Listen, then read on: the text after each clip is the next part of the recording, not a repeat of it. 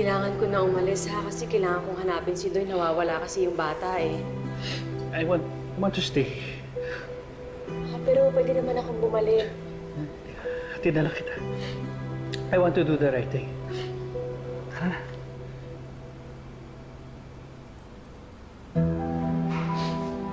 Seth? Bakit ganyan ka maglakad? Ano nangyari sa'yo? Anong meron dyan? Wala to. Patingin ko nga. Di, baka lang na bagsakan ako kanina. Siguro, karma ko to. Wala to. Patingin nga ako.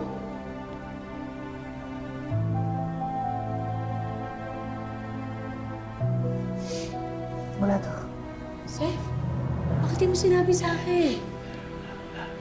Wala lang to. Kaya ko naman to eh.